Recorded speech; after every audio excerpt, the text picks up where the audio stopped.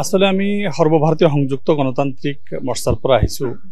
আমাৰ সন্মানীয় সভাপতি বদৰুদ্দিন আজমল সাহেবৰ নিৰ্দেশ আছিল যে আমি তাত যাব লাগে আৰু এটা মানে প্ৰস্তাৱ এটা আমি লৈছো দলৰ ফালৰ পৰা। এই প্ৰস্তাৱটো হেণ্ডঅভাৰ কৰিব লাগে ফেমিলিক।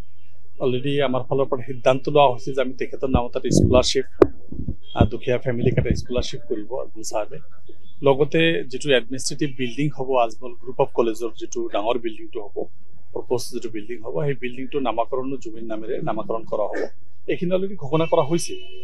লগতে আমি ফেমিলিৰ লগত এই কাৰণে দেখা কৰিব আহিলো। আমাৰ লগতে আমাৰ হাফিজ বশিৰ আহমেদ কাশ্মী, আমাৰ লিডাৰ আমাৰ লেজিসলেটিভ পাৰ্টি, 4বাৰৰ বিধায়ক, তেখেতৰ নেতৃত্বত আমি এটা ইউডিএফৰ সজাতি দল, আমাৰ সিদ্দিক আলী ঠাকুৰীয়া, হাইদৰ হোসেন বৰা, জেনেৰেল ছেক্ৰেটাৰী দুজন, আমি 4-5জন এটা সজাতি দল আহিছো। এই কাৰণে এটা ফেমিলিৰ এটা খবৰ লওঁ আৰু বিশেষকৈ এই সকলো ফেমিলিৰ ওচৰত অলপ থিয় দিব পাৰিলে নিজকে অলপ ভাল লাগিব। সেইকাৰণে ইয়াত আহিলো। আহি আৰু আমাৰ যেটো এটা প্ৰশস্তি পত্ৰ আজমল সাহেবে প্ৰেৰণ কৰা প্ৰশস্তি পত্ৰ ফেমিলিক হেণ্ডঅভাৰ কৰিলো। তেখেতসকলেও আমাক আশ্বাস দিলে যে আমি কি পদক্ষেপ ল'ব ওলাইছো, সেই সকলো পদক্ষেপখিনি তেখেতসকলক জনাব লাগে। আৰু আজি আজমল সাহেবৰ এটা ডাঙৰ এটা তেখেতৰ লিখনি এটা ওলাইছে। আজি নিজে তেখেতে লিখিছে এটা মানৱ দৰদী জুবিন বুলি। আজি সব পেপাৰে হেডলাইনে আহিছে। তো আমি এইখিনি এটা খবৰ ল'ব আহিলো। বেচিকেলি এইটো কথা আৰু এটা শ্ৰদ্ধা, তেখেতৰ ঘৰত আহি এটা শ্ৰদ্ধা জনোৱা, তেখেতৰ আত্মাই শান্তি পাওক। সেইদিনাখনো আমি আমাৰ দলৰ পৰা গৈছিলো, যিদিনাখন তাতে লৈ আনিছিল তেতিয়াও গৈছিলো, লাষ্ট দিনাও গৈছিলো। তো তেখেতৰ নিচিনা যেটো অৱস্থা হৈছে আজিলৈকে আমি জীৱনত কতো দেখা নাই যে মানুহ ইমান আৱেগিক হয়।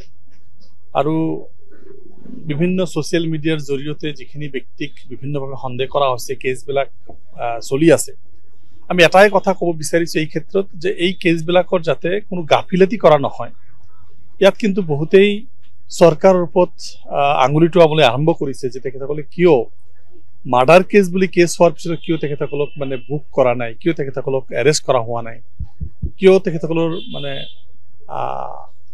মানে ইণ্টাৰগেশ্যনৰ আওতালৈকে অনা হোৱা নাই। এইটো এটা ডাঙৰ প্ৰশ্ন ৰৈ গৈছে।